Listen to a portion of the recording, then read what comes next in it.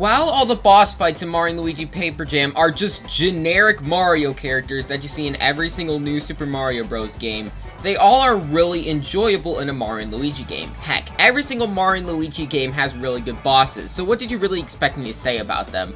But I decided to rank every single one. Well, not every single boss fight. The only bosses I'm not going to be including are the Koopalings because they're reoccurring, and I don't really like talking about reoccurring boss fights. But other than that, let's get started. I don't think that Petey Piranha is a great boss in general, but I will say that he is at least enjoyable for a first boss. He's obviously going to suffer because you only have 3 bros attacks out of 15 in the game. And, I mean, it's the first boss. You're not going to have too many unique attacks with this boss because you're still trying to get used to this game. So I won't fault Petey Piranha for having the disease of first boss syndrome. But I still have problems with this fight even though that disease kinda sucks. We're all in agreement with that. But let's have to talk about the problems. The first one I have is with the paper airplane. Now I actually enjoyed the paper airplane in combat. The problem is that the tutorial takes over a minute if you don't know what you're doing.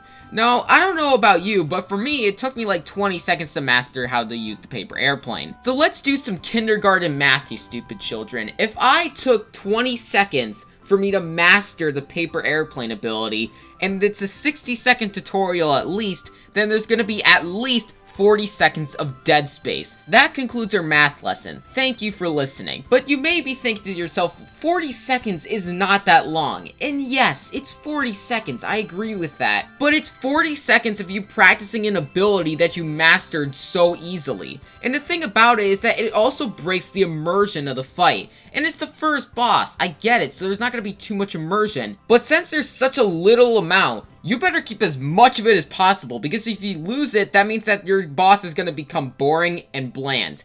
And guess how I feel about this boss. It's weird that it went so in-depth with the first problem, because the second problem, I don't have to do that at all. The second problem is that it's Petey Piranha. There's nothing really separating this boss from other Petey Piranhas in other Mario games. So it just makes it, again, boring and bland. And I did mention that this is a good first boss, but it's only a bland and boring boss overall.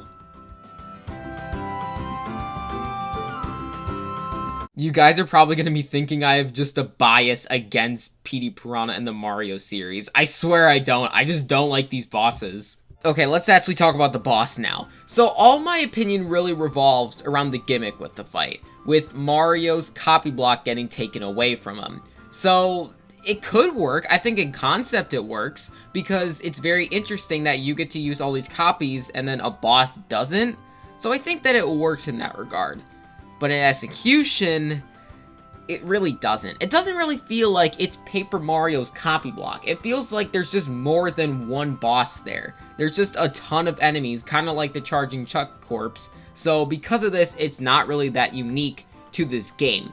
And to be honest, it's still annoying that it's hard to find that one enemy that you have to kill. So because of this, I don't think it's that enjoyable of a boss fight. And the attacks are pretty boring, like Petey Piranha. Again, I swear, I don't have a bias against Petey Piranha, but I just don't like these bosses.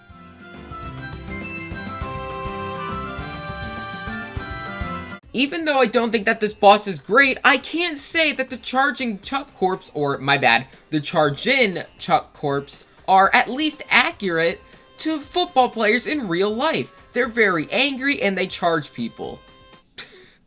That's probably not accurate. Football players, you guys are lovely. Let's talk about the actual boss itself, though. So I do think that it's different. It feels different, which is nice, because normally when you fight a boss, there's only one or a couple of enemies. But here, there's like a total of 16, and they can continue bringing on more enemies. First off, I actually really enjoy that they bring in more and more enemies, because 1, it's more EXP, and 2, it makes you more incentivized to take them all out at once. And that's actually a really cool concept. It's kind of like the Elite Trio, and I like that. The other thing is that, I mean, I like their attacks. Their attacks are pretty creative. I like that they're basically all football themed because they are the Chargin' Chuck Corpse. But, I mean, it's not amazing. I don't think that this boss is amazing. I think that they kind of feel like normal enemies. So that's definitely one problem with it. And the other thing is that I think you guys know my experience with the Cannonball Chuck. It's not that I'm bad at it, it's that I never actually got it for this boss fight. So it was really hard to use stuff like the rocket blast for Mario to take out every single one of these enemies. So it was really difficult, but it doesn't sink this boss fight as badly as I thought it would.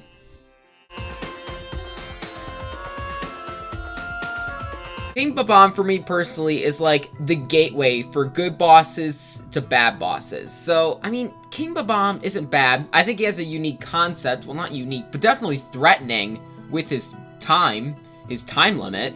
And you do have attacks that stop it, which is good. But, I mean, you could just exploit it really easily. It's pretty broken. If you just heal at like 30 seconds, just focus on healing and dodging his attacks, you can just tank his explosion. That's what I did. It was pretty easy, especially because I realized I was bad at his attacks and I had a ton of health. So it's really easy to tank him. You do have to emergency guard, yes, but it's still really easy. And because of this, it's not a great fight. And, I mean, again, his attacks are good. He does a lot of damage to you, which makes it harder to heal up. But it's still not a difficult fight because of that exploitation. That's why it deserves to be at number 7.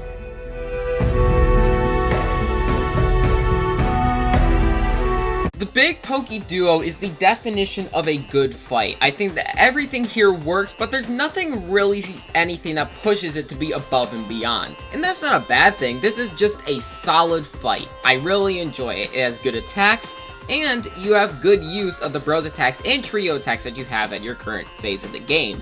And I do actually like the concept that you sometimes have to knock all the body parts out to attack the heads. And it's a good concept for this early in the game. Again, you don't want to do something too complicated.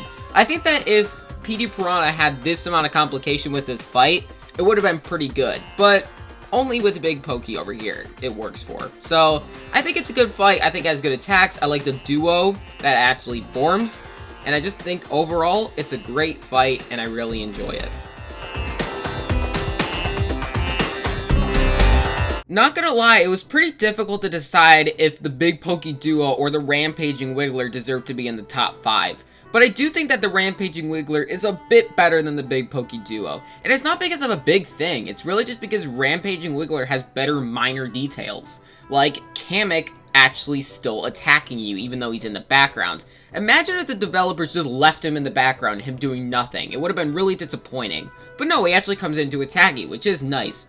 Also, I like all the paper spear guys coming in. It adds more attacks, of course, and it kind of puts in some strategy if you should either attack the enemies or attack the Wiggler itself. Kind of reminds me of Swiggler in a way, even though that boss has a better concept. But I think the best thing about this fight is Kamek coming in when Wiggler's power just runs out and he's all tired. He tries to fight you. I really like that, and if you don't do enough damage to him, he just powers up Wiggler again, and he regains most of his health. I really enjoy that, and it's really cool.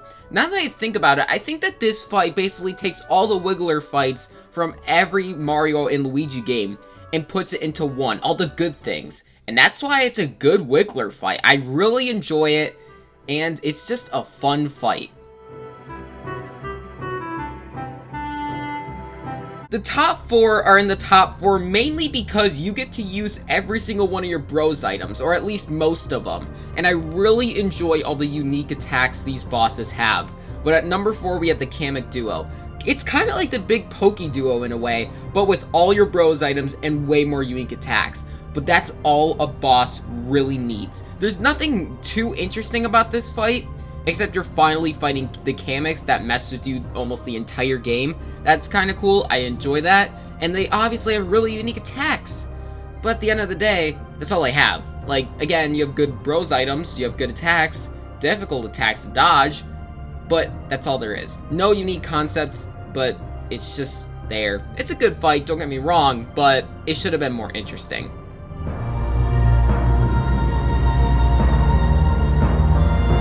I don't know who said a concept had to be really creative or really out there.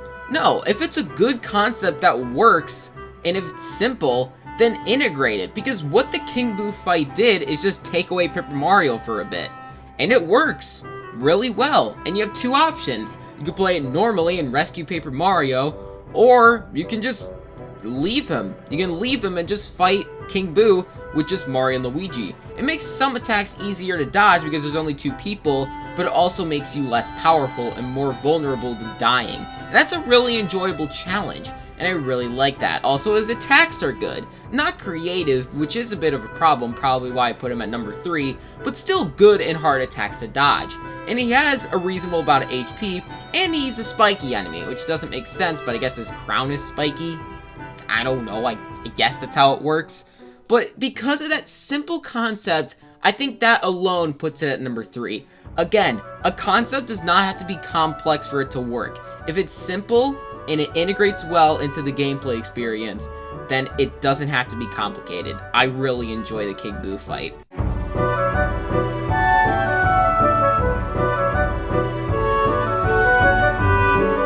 Bowser Jr. duo from Mario & Luigi Paper Jam has some of the most creative attacks seen in any Mario RPG.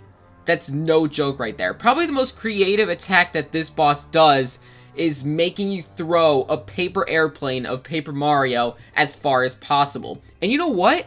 It fits because you learn the paper airplane ability in this area. So it makes sense and it fits extremely well. Also, all the other attacks are interesting and creative. Like Bowser Jr.'s both chasing all the bros when they're all covered in barrels, so you don't know which one's which. Obviously, you know which one's Paper Mario, but you don't know which one's Mario and Luigi, and I really enjoy that. This boss has such creative attacks, and it even has some interesting concepts. You cannot hit them from the side, you're only going to hit their clown cart. So you have to use stuff like the Rocket Blast and the Drop Chopper on them instead, because you can't use stuff like the Bomb Derby at all. I really enjoy that, and it just makes this boss a bit more difficult, because this boss doesn't have too much HP. But, obviously, the Bowser Jr.'s are medics, so they get to keep healing each other, and it definitely gets harder and harder and harder. I have no flaws with this boss. It's a really enjoyable boss, but the reason why it's not number 1... Shut up, Discord notifications. You need to just get out of...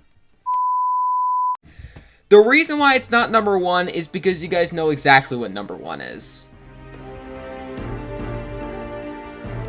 What did you guys really expect? Did you really expect that any other boss would be number 1? But let's talk about the first phase, because the first phase alone would not get number 1, unlike with Elder Princess Shroob. The thing is about the first phase is it's good. It's probably the same goodness as the Kamek duo. It's a good fight. You have every single bros item, and there's pretty unique attacks.